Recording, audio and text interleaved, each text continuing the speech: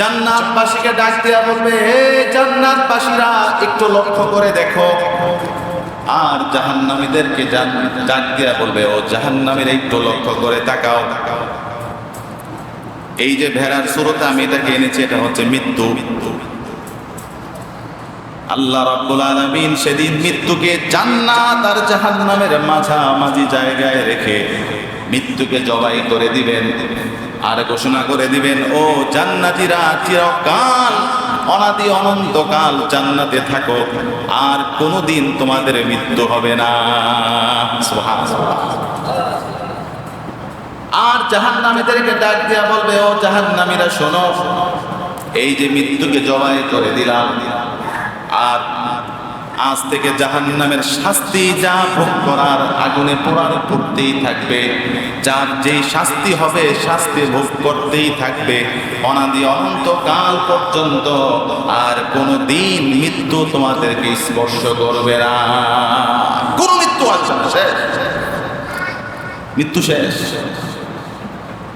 মানুষ এই জাহান্নামের আগুনের উত্তাপে চামড়াগুলো ছারখার হয়ে যাবে, পুড়ে ভস্ম হয়ে যাবে। এই চামড়া পুড়তে দেরি, আবার আরেকবার চামড়া প্রস্তুত হতে দেরি হবে না।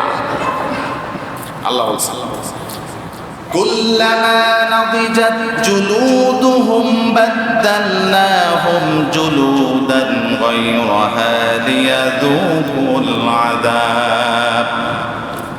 আল্লাহ পরিষ্কার করে জানায় দিয়েছেন, যারা এই পৃথিবীতে আল্লাহর বিধানগুলোকে অমান্য করে চলবে, যারা আল্লাহর কোরআনকে অস্বীকার করবে, আল্লাহর বিধানগুলো যারা লঙ্ঘন করে চলবে, কিয়ামতের দিন আল্লাহ রাব্বুল আলামিন নুসলিহিম নার, তাদেরকে আল্লাহ জাহান্নামের আগুনের মধ্যে ফেলায় দিবেন।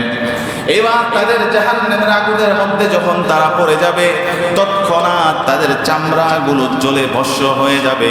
এই চামড়াটা জ্বলে যাওয়ার সঙ্গে সঙ্গে আল্লাহ রাব্বুল আলামিন ওই জায়গায় আবার নতুন আরেকটা চামড়া তৈরি করে দিবে।